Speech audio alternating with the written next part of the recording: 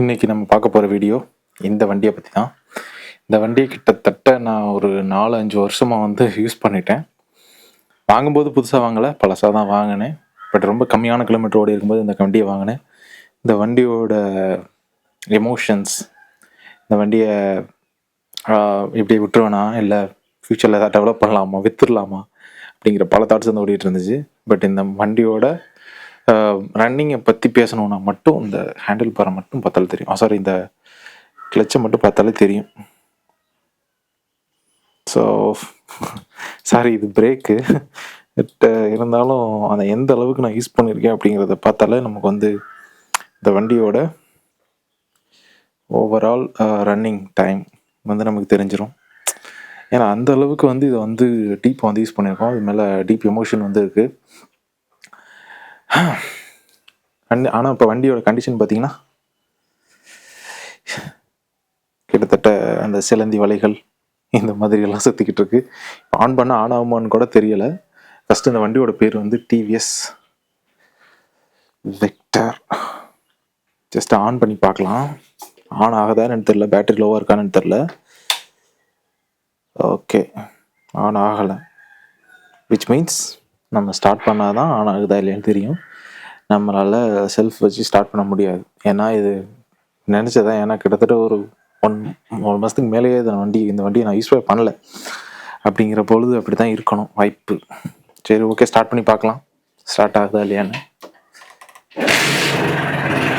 O my God,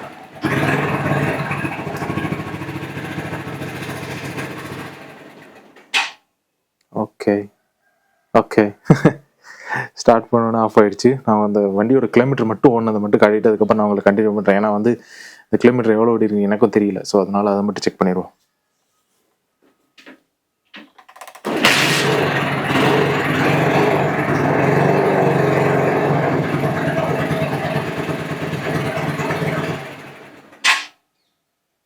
okay, இப்போ என்னமோ okay stop ஆயிடுச்சு. எனக்கு தெரிஞ்சு பேட்டரி டவுனாக இருக்குது. பேட்டரியை ஃபஸ்ட்டு மாற்றி ஆகணும். வண்டியை செல்ஃப் இது மாதிரி ஸ்டார்ட் ஆகணும் அப்படின்னா வண்டியை பேட்டரி கண்டிப்பாக மாற்றி ஆகணும். கிட்டத்தட்ட 67,000 கிலோமீட்டர் நான் எடுக்கும்போது கிட்டத்தட்ட ஒரு 6,000 கிலோமீட்டரோ இந்த சம்திங் தான் ஓடி இருந்தது. அப்படி 7,000 கிலோமீட்டர்னு வச்சோம்னாலே கிட்டத்தட்ட 60,000 கிலோமீட்டர் இந்த மாதிரி ஒரு வண்டியில். நீங்கள் நினைக்கலாம் பெரிய பெரிய வண்டியில் வேணால் ஓட்டுவாங்க, 1,00,000 கிலோமீட்டர் கூட ஓட்டுவாங்க. பட் இந்த வண்டியில் 60,000 கிலோமீட்டருங்கிறது ஜஸ்ட் அன்இமேஜினபிள். இந்த வண்டியை வச்சுக்கிட்டு பல இடங்கள் சுற்றியாச்சு.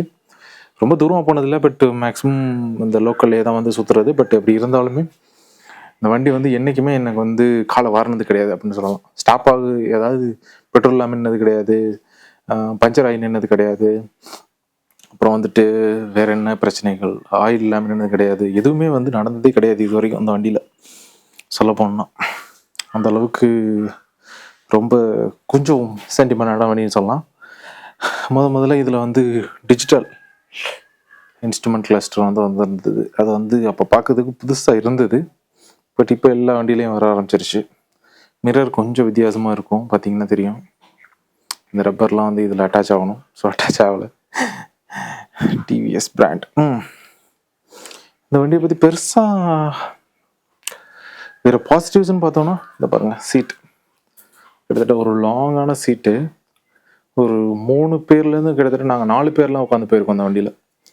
நான் இங்கே உட்காந்துப்பேன், இதுக்கு முன்னாடி ஒரு குழந்தை, நடுவில் ஒரு ஆள், பின்னாடி ஒரு ஆள், அவங்க கையில் இன்னொரு குழந்தை. அப்படி பார்த்தா 5 பேர் போயிருக்கோம். ஸோ அந்தளவுக்குலாம் இதில் சீட்டிங் பவரை பொறுத்த வரைக்கும் மேசிவாக இருக்கும். இந்த வண்டிக்கு என்ன இருக்கணுமோ அந்த அளவுக்கு டீசெண்டாக இருக்குன்னு சொல்லலாம். முக்கியமாக சஸ்பென்ஷன் பயங்கரமாக இருப்பதில்ல. ரொம்ப ஸ்மூத்துன்னு சொல்ல முடியாது, ரொம்ப ரஃப்னு சொல்ல முடியாது, நார்மல் டீசெண்டாக இருக்கும். டயர்ஸை பொறுத்த வரைக்கும் தான் கொஞ்சம் குட்டி டயர்ஸாக இருக்கும், பார்த்தீங்கன்னா தெரியும், குட்டி குண்டாக இருக்கும். பட் அப்படி இருந்தாலுமே grip நல்லா தான் இருக்கும். கொஞ்சம் நாள் போச்சுன்னா தேய ஆரம்பிச்சிடும். அப்புறம் நம்ம மாற்றிக்க வேண்டியதான். இப்போவுமே டயர் கண்டிஷன் சூப்பராக தான் இருக்குது. மேபி இன்னும் ஒரு 2,000 கிலோமீட்டர் கூட ஓட்டலாம்னு நினைக்கிறேன். இந்த இதில் எக்ஸாஸ்ட் நாய்ஸை பொறுத்த வரைக்கும் கொஞ்சம் லவுடாக தான் இருக்கும். டேங்க் கெப்பாசிட்டி கிட்டத்தட்ட ஒரு 3-4 தடவை நான் டேங்க் ஃபில் பண்ணியிருக்கேன். ஒரு 500 ரூபாய்க்கு போட்டாலே டேங்க் ஃபில் ஆயிரும். ஒரு 6 லிட்டரோ 10 லிட்டருக்குள்ளே தான் நினைக்கிறேன். அந்த கம்மி தான். 2 லிட்டரில் ரிசர்வ் ஆகிடும்.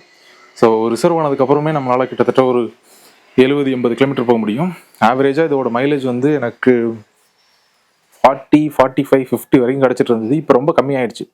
ஆக்சுவலி வண்டி பழசாக ரொம்ப கம்மியாயிடுச்சு.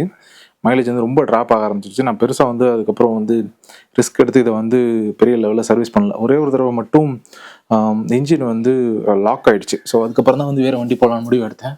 ஸோ பார்த்தீங்கன்னா தெரியும், அதை வந்து கலட்டி அந்த கேஸ்கெட்லாம் மாற்றின அந்த பீடிங்லாம் வந்து வெளில தெரியுது பாருங்கள். ஸோ அதுக்கப்புறம் தான் சரி ஓகே, இதுக்கு மேலே ரிஸ்க் எங்கே வேணாலும் நிற்கலாம் அப்படிங்கிற கண்டிஷன் வரும்போது ஓகே இவனுக்கு ரெஸ்ட் கொடுத்துடலாம், கொஞ்சம் நாளைக்கு ரெஸ்ட் கொடுத்துட்டு அப்போதைக்கு எடுத்து ஓட்டிக்கலாம்னு தான் பிளான். பட் இப்போதைக்கு கொஞ்சம் மைண்டு சேஞ்ச் ஆகிற மாதிரி இருக்குது. பார்ப்போம் ஃப்யூச்சரில் என்ன ஆகுது அப்படிங்கிற மாதிரி. மற்றபடி ஆர்என் நார்மலாக இருக்கும், ரொம்ப ஆகும்ல, வேணால் மாடிஃபை பண்ணிக்கலாம். இதெல்லாம் எல்லாமே ஸ்டாக் தான். நான் வேறு எதுவுமே வந்து பெருசாக வந்து இதில் மாடிஃபை பண்ணல.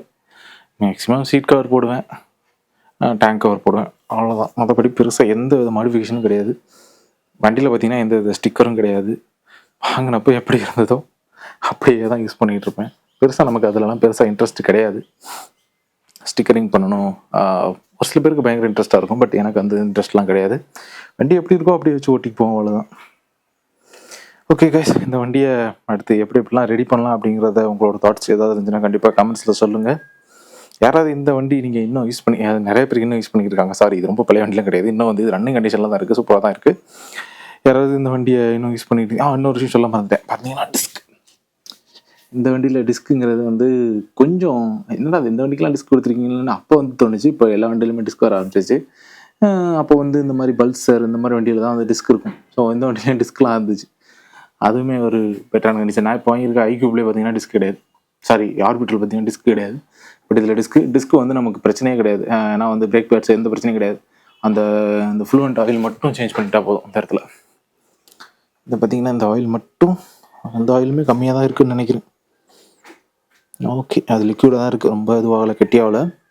இது மட்டும் மாற்றிக்கிட்டா போதும், வேறு எந்த பிரச்சனையும் இல்லை. இது ஹில் சுவிட்ச் கிடையாது. இது வந்து ஹசார்டு. அதாவது இதை ஆன் பண்ணி ஆஃப் பண்ணோன்னா, நான் ஃபஸ்ட்டு பார்க்கும்போது இதை கில் சுவிட்சுன்னு தான் நினச்சேன். பட் இதில் கில் சுவிட்ச்லாம் கிடையாது. இது வந்து இதை ஆன் பண்ணோன்னா இண்டிகேட்டர் 4 இண்டிகேட்டர் மாதிரி ஏறி ஆரம்பிச்சிடும். அது ஒரு நல்ல ஃபீச்சர் தான். எங்கேயாவது நைட்டில் வண்டி போட்டுறோன்னா டக்குன்னு இதை ஆன் பண்ணி விட்டுருவேன். அது பாட்டில் கிங்கின்னு அடிச்சிட்ருக்கோம்.